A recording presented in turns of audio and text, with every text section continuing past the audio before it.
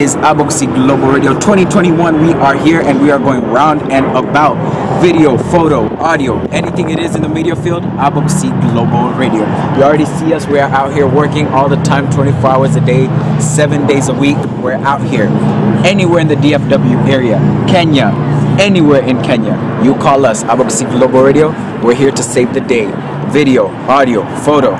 Call us 214-489-5885. Aboxy Global Radio. Alright, asante sana mpenzi mtazamaji, karibu tena kwenye meza hii leo magazetini. Tuna mengi ya tumekuandalia hapa kwenye gazeti hili langu hapa The Standard na Taifa Leo. Niite Edwin Mokaya. Kama kawaida ni Fidel Omoshoge nikiwa na gazeti la Taifa Leo.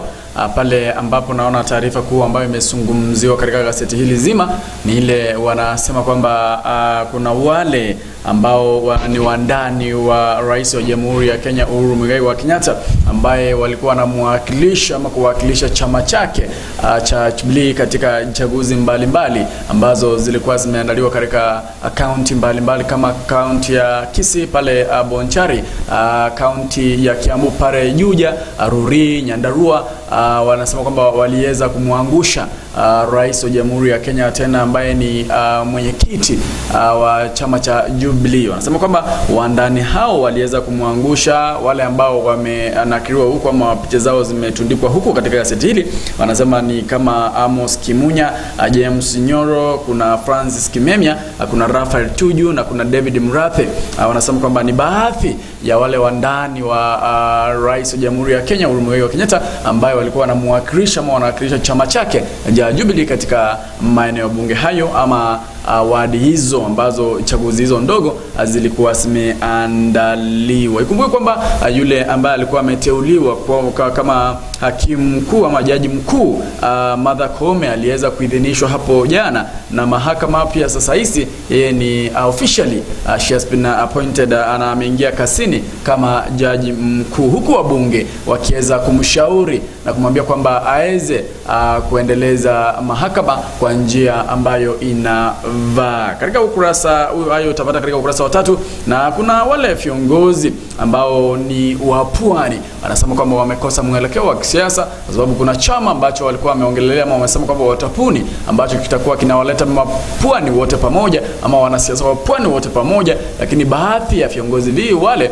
wakaweza kusambaratika huko wakisema kwamba naibu rais na kinara wa chama cha ODM ama na naibu rais William Samoei Ruto ndio viongozi ambao waliwasambaratisha viongozi hao kutoka mkoa wa Pwani. Kumbuka kwamba kuna chama ambacho gavana wa Amason Kingi na gavana wa Mombasa Al Hassan Joho walikuwa wamekusudia kukiunga ama kukitengeza ili kiweze kuleta Pwani pamoja, lakini chama hicho hakikuweza kutengezwa kwa sababu waliweza kusambaratika.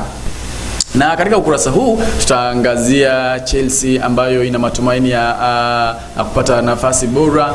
Wanasema kwamba Waiguru, kumbuka kwamba kuna kesi ambacho kilikuwa kimeandama Waiguru ambaye ni gavana wa Kirinyaga kuhusu fedha ama pesa ambazo ziliporwa kutoka na tume ya NYS. Sasa wanasema kwamba Waiguru sasa amegeuka na kuwa shahidi katika kesi hiyo ya uboraji. Kumbuka kwamba Waiguru ndiye alikuwa mhusika mkuu katika kesi hicho. Sasa anasema kwamba amegeuka na ashakuwa shahidi mkuu katika kesi hicho.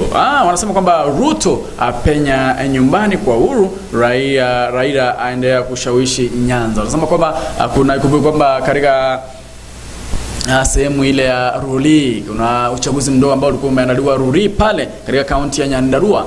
Kuna yule ambaye alikuwa anawania kiti cha wadi ama udiwani katika wadi hiyo ya Ruri kutoka tikiti ya chama cha UDA ambacho kinahusishwa na naibu rais William Samoei Ruto, ndiye aliyetua uongozi huo, huku yule ambaye alikuwa anawania kiti hicho kutokana na chama cha Jubilee akiangushwa akipata kura takriban kura 1500, huku huyu mwingine wa UDA akipata kura 12,000.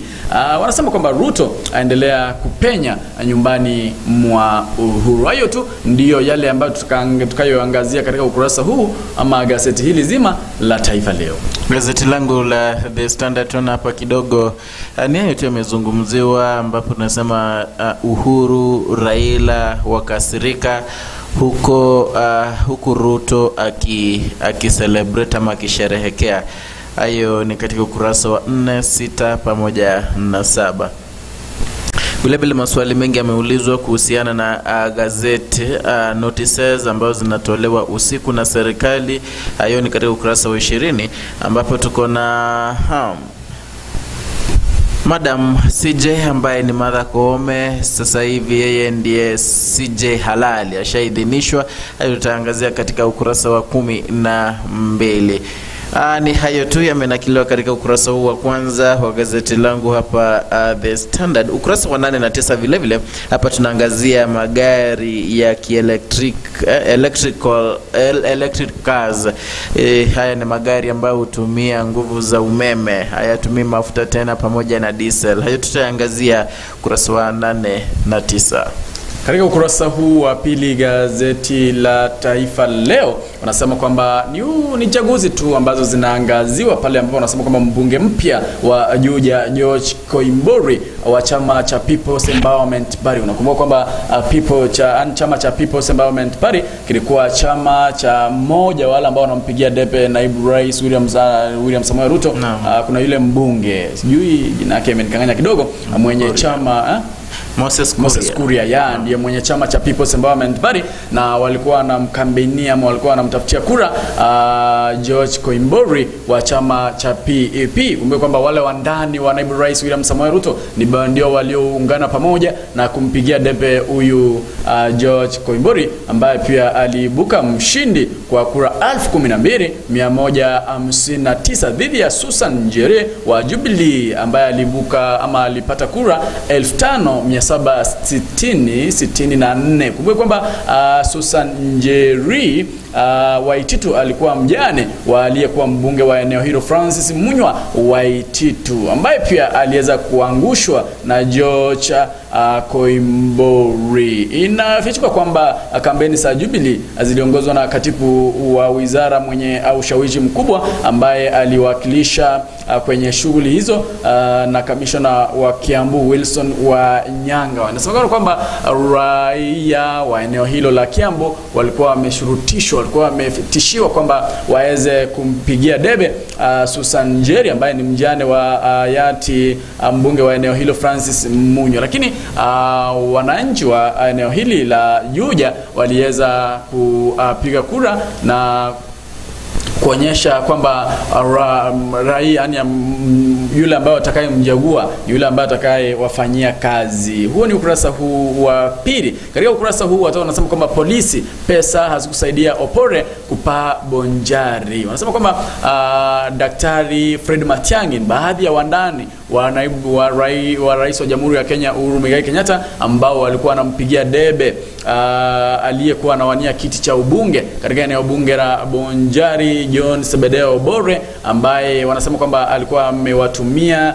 machifu watu wa nyumba 10 ili kuona kwamba anapata ushawishi mkubwa na kutua kiti hicho cha ubunge katika eneo bunge hilo la Bonjari. Kumbuka kwamba kuna wale ambao walikuwa 13 ambao walikuwa wanawania kiti hicho, ikiwemo yule wa UDA ambacho ni chama kinahusishwa na naibu rais Martha Theresa. Kuna yule wa chama cha ODM Oimeke ambaye pia aliweza kushinda katika uchaguzi huo, na kuna Opore ambaye alikuwa anapeperusha bendera ya Jubilee ambaye alikuwa wa 3. Wanasema kwamba fedha na usalama ambao alikuwa ameweka kama serikali haukusaidia Opore kuweza kutua ama kuchukua kiti hicho cha ubunge. Katika ukurasa huu pia wanasema kwamba barabara hafi Saalti huoni sakosa kushawishi wakazi kupiga kura kupigia chama cha Uhuru Ruri katika wadi ya Ruri. Kumbuka kwamba kuna uchaguzi mdogo uliokuwa unafanyika katika ili kutafuta diwani katika wadi ya Ruri iliyoko katika kaunti ya Nyandarua Jumanne. Kumbuka kwamba yule ambaye alikuwa mwaniaji wa chama cha UDA ambaye anajulikana kama Francis Muraya wa chama cha UDA ndiye aliyetua kiti hicho na kumshinda mwaniaji wa Jubilee anaitwa kama Bira Tinchi Kiriga, alikuwa mwaniaji wa Jubilee. Hayo tu ndio ameangaziwa katika ukurasa huu wa 2 na 3 katika gazeti la Taifa Leo. Na ukurasa wa 2 wa gazeti langu hapa the Standard, tunaenda kuangazia kama kawaida historia na kidogo tunaenda kuangazia historia ya chuo kikuu cha Nairobi, jinsi kilianzishwa na kufika sasa hivi ni University of Nairobi. Chuo hiki kilianzishwa na wamissionari waliokuwa pale eneo hilo ambao walikuwa na instill education to Africans, walikuwa wanataka kuwafunza kizungu. Kwa hivyo ilianza pale mwaka wa 1952. Ingawaje idea ama ule mpango wa kuanzisha chuo ama college ulianza mwaka wa 1947 ambapo walisema kidogo wangeanzisha a Technical and Commercial Institute in Nairobi. Kwa hivyo wakaanzisha na kidogo walikuwa wanaita jina lingine, na jina si kama la kawaida, si University of Nairobi. Na alianzisha alikuwa anaitwa Sir Philip Mitchell ambaye huwa wakati alikuwa ni gavana wa Kenya. Na ingawaje walikuwa wanataka kufunza watu Kiingereza, pengine wangejua kwamba miaka 50 zaidi haya yangetokea, pengine hawangeanzisha shule hiyo. Kwa hivyo ilianzishwa na ikaitwa Royal College ambayo ilikuwa launched mwaka wa 1950, ndio ilipatiwa charter ili kuwe full fledged.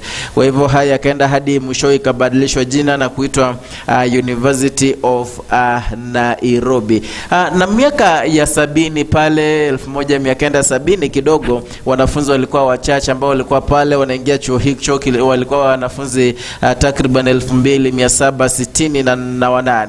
Lakini sasa hivi tunajua imeongezeka kabisa na wanafunzi ni wengi, na chuo hicho kinaweza kubeba ama kinabeba zaidi ya wanafunzi 1084. Ukurasa wa 2 huo.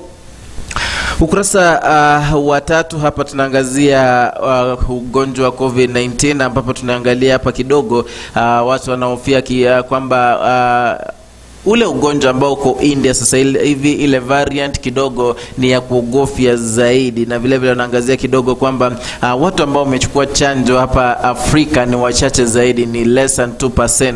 Kwa hivyo wanaangazia kidogo maisha ya wanadamu yapo hatarini, haswa katika maeneo ya Afrika. Katika kaunti ya Kisumu, Nyong'o ambaye ni gavana wa kaunti hiyo amesema kidogo kaunti yake imeweza kusajili watu wengi zaidi ambao wako na virusi vya corona, na vile vile wanasema kwamba kidogo ikiwa variant ya India imeingia Kenya na imeingia kaunti ya Kisumu, inamaanisha kwamba kidogo sehemu ama tuseme afya, the hospitals, health facilities ni kama zitakuwa zimejaa zaidi, na kwa hivyo hazitaweza kumudu kubeba wagonjwa wote wa COVID-19.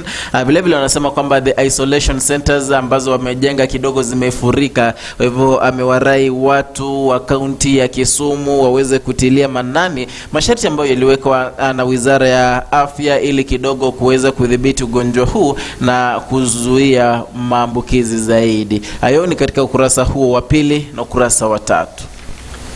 Katika ukurasa huu wa 4 ni habari za county pale ambapo wanasema kwamba jana katika bunge kuu walikuwa na mjadala ambao ulikuwa umezoa, alikuwa na jadili, lakini speaker wa county ama speaker wa bunge Justin Muturi hakufika pale. Unajua kuna wale ama inapaswa kwamba kama speaker haja communicate, hajazungumza nanyi waambie kwamba leo sipo ama kesho sitameka. Sasa walifika pale wakakaa katika kikao, lakini speaker Justin Muturi hakufika pale, na naibu spika ndiye aliyejitokeza akaanza kuendelesha kikao hicho baada ya baadhi ya wabunge ikiwemo yule wa Tiati William Kemketa aliweza kumuuliza naibu spika kwamba bosi wake yupo wapi. Unajua lazima wabunge wawe na ufahamu kwamba bosi wao ameenda wapi, spika yupo wapi. Anasema kwamba kwa sasa spika yupo salama, ni naibu wake alikuwa anasema kwamba spika yupo salama ingawa hawajui kwamba spika yupo wapi. Wanasema kwamba yupo katika karantini fulani ambayo atasema kwamba yupo wapi, lakini spika aliwahakikishia ama naibu spika aliwahakikishia kwamba yupo katika yupo Pomba na yupo salama. Hiyo ni kaunti ya Nairobi. Kuna wale wanafunzi wa shule ya msingi. Shule ya msingi ni primary school. Yep. Wanasema kwamba kuna wanafunzi wawili wavulana walikuwa wamepanga ama walikuwa wanampaka msichana mmoja wa shule moja. Shule ya msingi wanajua kupaka ni kusema nini? Ndani kama unajua ukiwa shule ya msingi bado hujui maneno. Lakini vile vile usijua kuna nisiseme. Ndio anasema kwamba kuna wavulana wawili wa shule ya msingi waliomnajisi mwanafunzi mwenzao wa kike. Jana walikamatwa na maafisa wa polisi katika kijiji cha Kiamwathi, kaunti ya Kirinyaga. Watoto wa primary shule. Unajua kuna shule ambapo unapata watoto ni wa primary ndio, lakini umri wao kidogo umezidi. Wengine kusoma kurudia madarasa. Vile vile kuna wale ambao wamesoma ndio sawa sawia, lakini miili yao bado ni mkubwa. Vile vile wameshajua maisha ni nini, azina wameshajua hayo maneno. Hiyo ni katika kaunti ya Kirinyaga. Katika Mathira wanasema kwamba kuna mwili wa mwanamke aliyezama majini na kufariki ulipatikana. Kumbuka kwamba mwili huo ulikuwa umetafutwa, lakini baadaye mwili huo wa mwanamke huyo mwenye umri wa miaka 62 uliweza kupatikana. Katika kaunti ya Eldoret wanasema kwamba kuna jamaa mmoja, kuna shamba boy mmoja ambaye alisababisha kicheko katika mahakama ya Eldoret alipodai ufutaji wa bangi humpa nguvu za uwezo wa kutekeleza majukumu yake yote ikiwemo la tendo la ngoa. Kuna tendo la ndoa. Kuna huyu mwanaume ni shamba boy by the way, alikuwa amekamatwa na polisi na kufikishwa katika kotini. Mwanaume huyu aliweza kusema kwamba ufutaji wa bangi huongeza nguvu za kiume. Hii kwamba hivyo ndo watu wanasema, lakini kidogo haijaidhinishwa. Sijui sidhani kama hilo linaweza, kwa sababu mwanaume huyu alitetea akisema kwamba ufutaji wa bangi huweza umpa nguvu za kiume. Na vile vile kuna ule msemo wanasemaga pale mtaani kwamba miti ni dawa. Sijui kama ni dawa nini. Ule si mti, ile anajua ile ni bangi tu.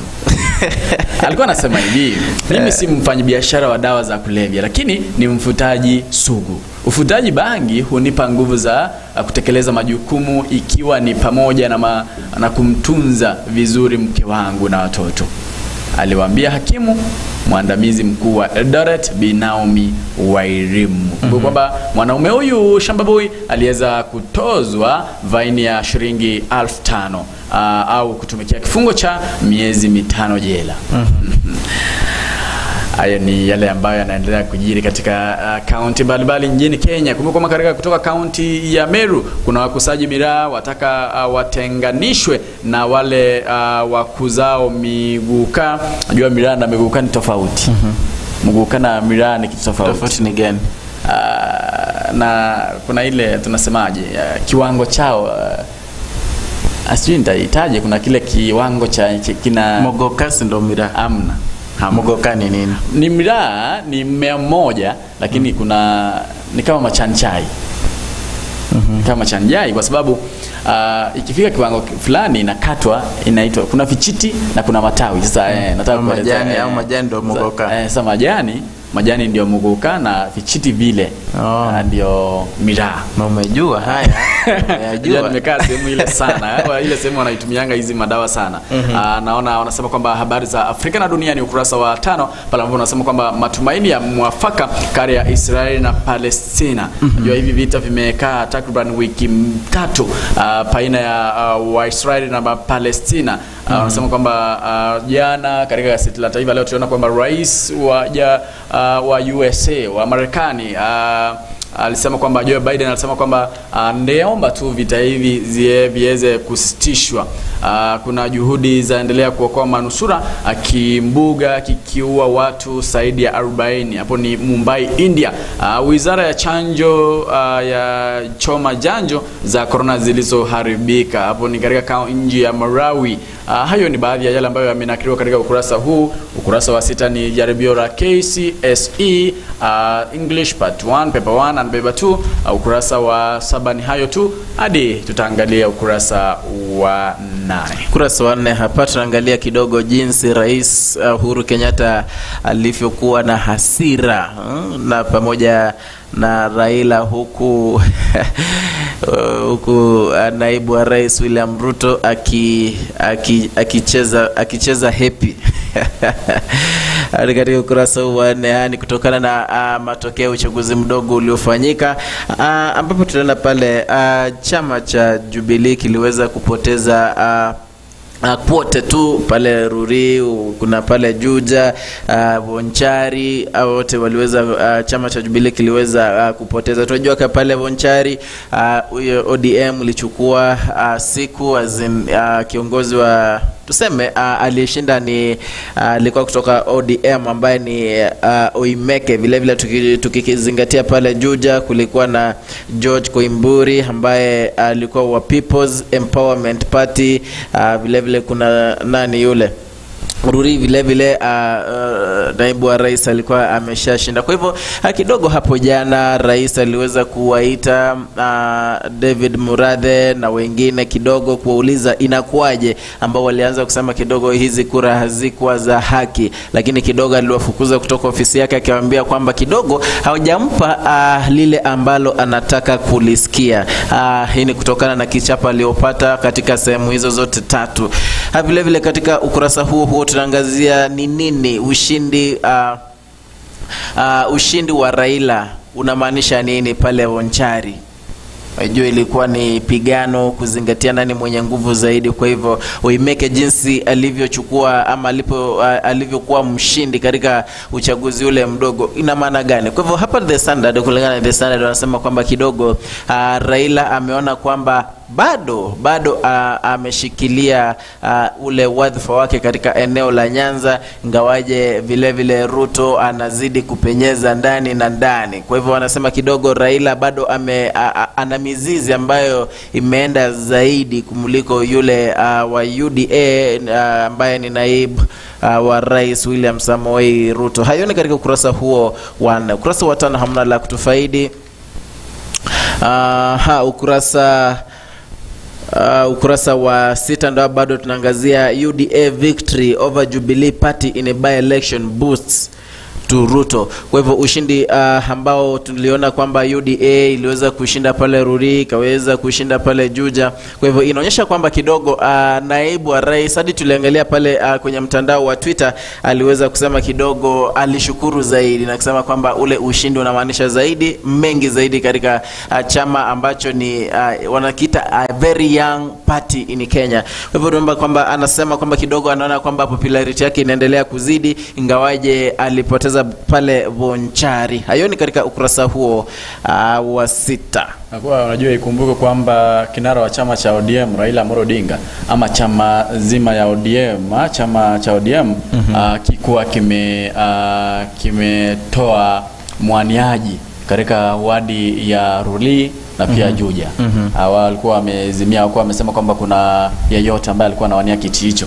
Hivyo kuna wangeweza kuweka mwaniaji pale ni kama bado angeshinda, sababu tuwezi jua. Unajua angekuwa na angekuwa kuna tuseme kungekuwa na mtu ambaye angegombea wadhifa huo, pengine washindane pale waende kwa ground wa campaign vizuri tungejua. Lakini sasa unajua hapa ni ndio tunasema kwamba Raila kidogo ni muungano tu wa handshake. Lakini sasa tunasema unajua hata hapa Bonchari kidogo Jubilee haikuwa ilete mtu kupigania kiti hicho. Lakini kidogo alisema kwamba Matiang'i kidogo alikuwa na ule mkono, akasema kwamba lazima hapa ni nyumbani kwangu, lazima tuweze kuweka a candidate there. Kwa hivyo kidogo tunasema kwamba kwa naibu wa rais ambaye ako associated na UDA, hapa ni ushindi wake mkubwa zaidi. Ingawaje pale Bonchari bado hakuibuka mshindi. Katika ukurasa huu wanasema kwamba Martha Koome ambaye sasa ni jaji mkuu na aliweza kuidhinishwa hapo jana, kuna wabunge ambao walikuwa wanamhimiza kwamba aweze kuadhere to the rule of law. Sasa naona wanasema kwamba Koome aonyeshe hapokei maagizo. Huo ni ukurasa huu wa 8. Katika ukurasa huu wa 8 pia wanasema kwamba kimya cha makanisa kwa hakika chatamausha. Unajua pale ambapo wakati BBI ilikuwa inapigiwa debe, na makanisa yalikuwa yamejitokeza na kutoa maoni yao. Lakini kabla tu BBI izimwe kidogo, wanasema kwamba makanisa hayajazungumzia swala hilo, hata wanashindwa kwamba ni yale ambayo yanaendelea. Hajabu wa Kenya wengi kuzidi kuchipeleka achinjioni mitandaoni. Kuna zile app ambazo zipo pale Google Play Store. Kuna wale wahuni ambao wapo pale Google Play Store, wameweka app ambazo zinakudanganya kwamba hizi ukiweka fedha ukiwekeza kule kwa muda wa wiki moja, ukiweka kama ni 1000 kwa muda wa wiki moja unapata shilingi 50,000. Sasa kuna huyu naona Taifa Leo wanasema kwamba washafanya upendelezi wao, wamepata kwamba kuna app zaidi ya 30 siko pale Google Play Store ambazo wanakudanganya, ni za wauni tu. Wanakudanganya kwamba kwa mfano ukiweka 1000 ama ukiweka 5000 kwa siku 4 unapata 10,000. Sasa huwa Wakenya wanaweka fedha pale. Wakenya wanaweka fedha pale kwa muda wa wiki 2 au mwezi mmoja, unapata kwamba akaunti yako imefungwa. Au waoni wanatoka na pesa za Wakenya, mamilioni ya pesa. Wanasema kwamba kuna app moja kama hii ambayo inaitwa kama programu inaitwa kama ya majusi tu, inaitwa kama Amazon Web Worker. Amazon Web Worker ni app ambayo walikuwa wanasema kwamba wanasema kwamba ukiweka pesa 5,000 kwa wiki moja unapata 10,000. Kwa hivyo faida ya 100%. Yeah, 100%. Kwa kila siku ni 1,000. Kwa wiki moja unapata 10,000. Wakati jamaa mmoja anasema kwamba washaweka huku kwa wiki moja unapata ile akaunti yako imefungwa. Mwingine kuna ingine hapa alikuwa anasema kwamba kuna ingine hapa iweje mtu akili, anasema kwamba mtu ulikuwa unaweka 3,000 kwa wiki moja unapata 9,000. 3,000 kwa wiki moja 9. unapata 9,000. Sasa mwingine alikuwa anaweka 9,000 kila kwa anaweka 9,000 kwa wiki moja. Ana deposit 9,000 ndio apate 3,000 kila siku. Sasa hivyo anatarajia kama 30,000 kwa wiki. Unashaweka kwa pamoja hivyo akaunti yako inafungwa. Unapata kwamba huna kitu. Wanasema kwamba Wakenya wanasema kwamba elewi mbona Wakenya wanakaa wapumbavu. Uchumi umekuwa mgumu, kwa hivyo kila mtu anaangalia ile jinsi anaweza kujiwezesha aweze kupata riziki pengine na aweze kumudu maisha ambayo yamekuwa magumu. Na kuna jamaa mmoja huku ambaye alikuwa anajuta kwa MC wa harusi wa ex wake. Hapo ni katika kaunti ya Taita Taveta Mwatate pale. Jamaa huyu alikuwa na mjumba, walikuwa wanajumbiana, alikuwa na mpenzi, lakini baadaye huyu mpenzi akamtoka, akasema kwamba huyu jamaa alikuwa mwalimu na huyu mpenzi hakuwa na kazi. Sasa huyu mpenzi akamwambia kwamba mwalimu, wewe utanilisha kweli? Walikuwa wamekaa naye kwa miaka kama 5 hivi, lakini hawako wameoana. Sasa huyu jamaa huyu demo aliweza kumtoka na akaendea jamaa mmoja ambaye ana pesa kidogo. Sasa pale ndio wakaandaa harusi bila huyu jamaa kujua huyu mwalimu, kwa sababu yeye alikuwa mwalimu mwenye lugha mzuri, alikuwa anajua ku MC vizuri, akaweza kuariko katika harusi moja. Hakuwa anajua kwamba harusi ni ya huyu ex wake. Jamaa alipofika pale aliona mpenzi wake wa zamani ndiye anafanya harusi. Na huyu jamaa ndiye alikuwa MC. Ilibidi huyu jamaa maneno yalimuishia. Aliweza kujitoza tu pale. Akafika pale alipokupewa kipaza sauti, hakuongea chochote. Aliweza kutoka tu na kuenda hivyo. Anasema kwamba anajuta tu kuwa MC wa harusi ya ex wake. Hayo ndio nakitoka katika ukurasa huu wa 89. Ungekuwa ungefanya nini? Umeitwa hujajua. Unajua kwanza ukiitwa ku MC mahali, lazima ujue hii hafla yote itakuwa ya nani. Lazima ujue kama ni harusi nani wale ambao wanafanya harusi. Unajua mimi kama mwanaume naweza kukuita uje nina harusi harusi. Huwezi kuanza kuniuliza unaoa kutoka wapi, bibi yako ni nani? Huwezi uliza wewe yote, unaona. Nikidhani najua lazima upate wale ambao watakwambia hii harusi utaenda. Kuna uwezekano hujajua, umefika pale umeshtukia ala sitaifanya tu. Unajua ukiachwa achika bado. Ukiachwa achika tu. Unajua mliachana. Sasa bado kumbuka mko achana. Yeye alikuacha manake una fedha. Sasa si mliachana bado. Yaani alikuacha wewe uliachwa sio bado uliachika bado. Unajua ukiachwa unafaa kuachika tu. Nitaenda tu nipambane na kazi. Hiyo ni kazi pia. Ukurasa wa 8 hapa gazeti la The Sun tunaangazia kidogo United Kingdom wanataka kuacha magari ya kutumia petrol na diesel, wakisema kwamba kidogo inachafua mazingira, na hivyo Kenya, nchi ya Kenya bado haitaki kuachwa nyuma, ambayo sasa tuliona kwamba ili launch the first electric car. Kwa hivyo wanaangazia kidogo uweze kufuata hii teknolojia ili pengine by the way United Kingdom iko na vision ya 2030 ku reduce pollution levels, kwamba watakuwa wanatumia magari ya stima. Kwa hivyo hata hapa Kenya tunaona kwamba kidogo wameanza huo mkondo.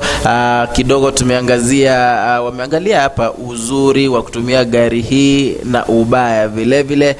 Kuna ule wanasema uzuri wa kutumia gari hii ni kama hakuna sauti inayotolewa na engine, hakuna carbon dioxide emissions, hakuna haja ya kutumia mafuta, it's smart and monitors driving behavior. Kuna baadhi ya uzuri wa kutumia gari hizi za stima. Vile vile repairs are done by the authorized dealer. Alafu ubaya wake ni ule limited range, speeding, overloading, uses more battery power. Kwa hivyo inakulimit kidogo. Kama ni avocado nataka kubeba gunia kama 10 hivi, kidogo utaangalia kwanza. Then kuna yale few charging stations, ndo ubaya, lakini unajua zikianza kuja hapa Kenya bado kutakuwa na charging stations mingi. Ndio kuna hiyo needs a converter if you have a charge, takes too long to charge, ndo hiyo you need mechanics, ndo hiyo ubaya wa kutumia magari haya. Na ukurasa wa 9 nasije pengine haya magari yakija vile vile nauli ni kama itapungua kidogo manake itapungua kidogo. Na asante sana. Ukurasa wa 9 hamna jambo. Ukurasa wa 10 hapa naenda kuangazia kuna jamaa mmoja ambaye ni Mkenya ambaye aliweza kutoa ujumbe pale Qatar akisema kidogo kuna watu wanadhulumiwa, wale watu wanaenda pale kama vijakazi, wanadhulumiwa zaidi. Na ujumbe huu aliutoa umemfikisha pabaya, ambapo amezuiliwa. Jamaa huyu anaitwa Malcolm Bidali. Alisema kidogo alionyesha ule tuseme ni secrets ambazo na kuna visa vingi vya watu ambao wanaenda pale, tumesikia pale Qatar, Saudi Arabia, upata kwamba kidogo wanaaga kwa njia ambayo si bainifu. Kwa hivyo huyu alienda kutoboa siri hizi na sasa hivi ameingizwa jela. Vile vile kuna zile nafasi 4 ambazo ziliweza kutangazwa na IEBC ambapo kufikia sasa hivi tunaona kwamba kuna watu 700 ambao wametuma application ama ujumbe wa maombi ili kupata nafasi hizo. Kumbuka nafasi ni 4 na watu ambao wametuma ni watu 700. Vile vile katika ukurasa huo naona kwamba kuna kikundi cha wahuni ambao walienda pale town ya Keroka ama mji wa Keroka usiku wa kuamkia Ijumaa 5, ambapo waliweza kuibia familia 12, ambapo waliwajeruhi watu zaidi, vile vile watu 12, familia 12 na watu wengi zaidi kujeruhiwa. Na kutokana na commissioner ama county commissioner wa Nyamira Amos Mariba alisema kwamba zaidi ya watu 10 walichukua simu na pesa. Kwa hivyo uchunguzi unaendelea kufanywa ili kubainisha kwamba kikundi hicho haramu ni kikundi kipi hicho. Hayo ni katika ukurasa huo wa 10. Katika ukurasa huu wa 10 ni barua tu ambapo wanasema kwamba mahakama kuu ingetoa maswala haramu kwenye BBI badala ya kuzima rege. Hiyo ni barua ambayo imeandikwa huku. Kuna viongozi wetu hawafai kutusahau. Hiyo pia ni barua. Kuna raha kwetu sisi mashabiki, wachezaji michezo ikirejea. Ni barua tu imeandikwa. Vita vya Gaza vinasikitisha. Kuna barua huku kuhusu uangushwaji wa Jubilee kama chama, wazazi wasaidie karo. Hizo ni barua, ni baadhi ya barua ambazo zimeandikwa huko. Naona ujumbe wanasema kwamba wale wafuazi wa Rastafarian waliwasilisha kesi Jumatatu katika mahakama kuu kutaka bangi ihalalishwe kwa sababu huwasaidia katika ibada zao. Kupitia wakili wao wanadai kwamba bangi ni dawa na ina nguvu za kiroho zinazowawezesha kuwasiliana na Mungu. Unakubaliana nao au la? Hiyo ni baadhi ya jumbe ambazo zimeandikwa. Wanasema kwamba hatua ya Jubilee kupoteza katika chaguzi ndogo zilizofanyika Jumanne katika maeneo bunge ya Bonjari, Kisii, Juja, Kiambu pamoja na wadi ya Ruli, kaunti ya Nyandarua ni ishara kwamba chama hicho kinachoongozwa na Rais Uhuru Muigai Kenyatta kimepoteza ushawizi wa kisiasa nchini. Unaonaje?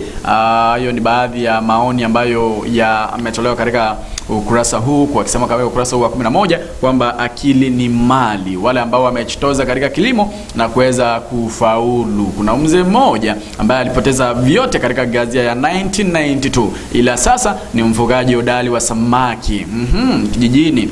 Hayo ni baadhi ya yale ambayo yamewekwa katika ukurasa huu. Mali yake yote ilipotea, akaanza upya maisha kwa ufugaji samaki. Kumbuka kwamba kuna gazia ambazo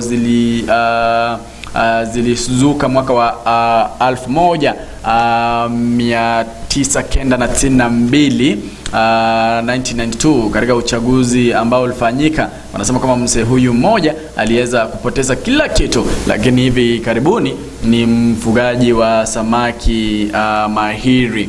Katika ukurasa huu wa 12 hayo tu ndio yameangaziwa. Kuna huyu mkulima ambaye ni msomi wa biashara anayezamia zaraza ya kuzalisha mikarakara. Mikarakara ni ile matunda nikidhani ya dosi, sijui kama unaijua kama inaitwa mikarakara. Unaijua kweli? Hii matunda hii inaitwa kama mikarakara anasema kwamba ni mikarakara. Kuna jamaa mmoja ambaye amechikita kule na anafanya kazi nzuri. Kuna msanii mmoja ambaye anamiliki TV ya online na radio ya online, anajulikana kama Steven Masharia. Steven Masharia ni mmoja wa wale vijana ambao wamechituma na ni vijana mahiri ambao wako na TV ya online na radio ya online. Kuna huyu anasema kwamba wafahamu kwa nini hufai kufuga jogoo aliye zaidi ya miaka 2. Ukisoma ukurasa huu wa 14 utajifahamisha. Katika ukurasa huu pia wa 15 ni dimba au spoti pale ambapo wanasema kwamba kutoka kaunti ya Taita Taveta Sofapaka FC imani tele kuipiga Gor Mahia leo. Kumbuka kwamba leo kuna mechi baina ya Sofapaka na Gor. Vihiga wanasema kwamba Otieno sasa ndiye kocha msaidizi mpya wa Vihiga United. Anaitwa kama Twango Otieno, ameteuliwa kuwa mkufunzi msaidizi mpya wa timu ya Vihiga United FC. Vihiga United inashiriki kwenye ligi kuu ya Kenya KPL. Pokote unasema kwamba Kapenguria Heroes watatoa orodha ya kikosi kipya. Katika sport pia wanasema kwamba wito ligi kuu ya vikapu nchini irejewe haraka. Kuna huyu kocha wa Donde hapa kurekebisha kikosi kabla ya Olimpiki. Hayo tu ndio yameangaziwa katika ukurasa huu wa 15, 16 zikiwa ndizo kurasa za nyuma katika gazeti hili la Taifa Leo. Kurasa wa 12 hapa tunaangazia Martha Koome ambaye aliweza hapo jana President Uhuru Kenyatta alimteua kama Chief Justice halali hapa nchini Kenya, na yeye ndiye hakimu mkuu mwanamke wa kwanza hapa nchini ambaye tunasema kwamba amevunja rekodi. Amekuwa ni Chief Justice wa 15 hapa nchini. Na watatu kabla ama baada ya 2010 constitution ama katiba ya mwaka wa 2010. Kuna tajriba ya zaidi ya miaka 33. Vile vile amefanya kazi katika Court of Appeal kuanzia mwaka wa 2012 hadi mwaka 2020. 21. Alizaliwa mwaka wa 1960 pale kaunti ya Meru. Akasomea law University of London 2010, Bachelor of Law University of Nairobi 1986, postgraduate diploma in law Kenya School of Law 1987. Akaingia role of admitted to the role of advocate mwaka wa 1987. Amefanya kazi vile vile katika High Court mwaka wa 2003 hadi mwaka wa 2011. Vile vile yeye ni mkurugenzi wa Partner and Martha Koome and Company Advocates kuanzia mwaka wa 1993 hadi mwaka wa 2003. Kwa hivyo hiyo ni historia fupi tu ya Martha Koome ambaye sasa hivi ni Chief Justice. Vile vile ukurasa wa 13 hamna. Ukurasa wa 14 hapa tunatangazia EACC ambayo inataka kuseize overdose 73 million assets. Hii ni kutokana na kile kisa ambacho kiliweza kumshika gavana huyu wa Migori ambaye ni Okoth Obado kuhusiana na mamilioni ya pesa, zaidi ya milioni 70 kwa kuitaja kabisa kiukamilifu ni milioni 73,400 milioni 73,474,376 ambayo ilichukua kununua shamba pale Lavington. Vile vile akalipia watoto wake karo ya shule. Hizo ni pesa za county. Yes. Vile vile akanunua magari mawili. Kwa hivyo kidogo milioni assets zake milioni takriban milioni 73 zitaweza kukua seized sababu ya hayo. Vile vile tunaona hapa Westgate Mall ni kama itafidiwa milioni 3 na KRA baada ya kesi yao ya KRA kugonga mwamba, na kidogo ni kama watawafidia pesa hizo. Mwisho kabisa, acha nimalizie mwisho kabisa, ni maoni ambao wanasema kidogo majaji ambao walisema kwamba BBI si halali. Walikuwa wanamzungumzia rais kama wakimuaddress kama bwana rais, Mr. President. Kwa hivyo no, Mr. Uhuru. So ni baadhi ya maoni ambayo yametolewa kuuliza kwamba inakuwaje, ni vyema wao kumuita Mr. Mbona wasimuite jina lake tu jinsi ifaavyo kama rais, president, why is it? Kuna wale wanasema kidogo ni sawa tu, bado yeye ni Mkenya, manake Mkenya yote na hiyo ni jina la heshima, bado ni Mr. Ingawaje ni rais, bado yeye ni citizen. Kwa hivyo wanasema kidogo ni vyema. Na kuna wale wanasema si vyema, manake ana ule wadhifa kwamba yeye ni kiongozi, lazima apewe heshima za kwake. Kwa hivyo wale majaji hawakufanya vyema, kwamba walimkosea heshima. Sijui maoni yako ni yapi? Ndo hayo tu, gazeti langu la The Standard. Katika ukurasa huu katika ukurasa huu najua leo tutakutana pale kuanzia mwendo wa saa 7 tuyazungumzie shangazi ya kujibu. Ikumbuke kwamba katika mpango mzima wa seria Obotaka utakaenoa nanga kuanzia mwendo wa saa 4 dakika 20 hivi hadi mwendo wa saa 7 tutakutana pale. Ikumbuke kwamba story yetu ya leo, ambapo tunaangazia story yako, kuna yale mambo ambayo yaliibuka jana. Kuna msichana mmoja, ni msichana rafiki yangu, namfahamu vizuri, tumai kuwa naye katika chuo kikuu. Aliweza kuniambia jana kwamba Fidel, kuna yale ambayo nimekuwa nikipitia, lakini sijui mtanishaurije. Jambo la kushangaza ni kwamba huyu msichana amekuwa mpenzi wa babake. Huyu msichana amekuwa mpenzi wa babake, wamekuwa wakidate since 2017. Sasa la kushangaza zaidi ni kwamba huyu msichana ana mimba ya babake. Kumbuka mama yake yupo pale. Sasa ameshindwa kwamba afanyeje. Ampashe mama yake ripoti ya habari ama nyamazie tu. Ana mimba ya babake. Babake mzazi. Yeye ndio msichana mkubwa kwao. Tangia maliza KCSE 2017. Babake hayo mimi siwezi yazungumzia. Tamshaurije? Siwezi kumshauri hapo, maana yake sio unaanzaje. Unajua kuna mambo mengine yanatendeka, sababu nikiwa campus kuna yule msichana alikuwa anapiga kifua akisema kwamba unajua mimi nina babangu. na alikuwa anasema dua hadharani. Anasema dua hadharani kwamba mimi nina babangu. Nikianza kuyazungumzia kidogo nitamaliza utamu. Acha mpenzi mtazamaji, usikose katika mpango mzima wa Zeria Obotaka ambao utang'oa nanga kuanzia saa 4 hivi hadi saa 7 pale ambapo tuna kitengo maalum cha story yangu. Tutakuwa tunaangazia story hiyo. Huyu dada anasema kwamba ana mawazo, anawaza afanyeje, amjuze mama yake kwamba ana mimba ya babake ama afanyeje. La kwangu ni Fidel Omoshoge. Tunakutana muda mfupi ujao. Hadi hapo kesho tukutane katika meza hii ya AGR magazetini tuweze kupashana jinsi yamenakiliwa katika magazeti ya magazeti yetu ya The Standard pamoja na Taifa Leo. Niite Edwin Mokaya. Ninkikeragara otosiriebosa abana bago nigo tukwerera tukweumia twebo igechiguni Yesu tororere hamavera amamochaito hatuatananire naye hamasabaito abeire lyugibosiwao omwana Daudi tororera mavera Yesu twabere Samaria tani ngoro kwa denompole Nyagoteta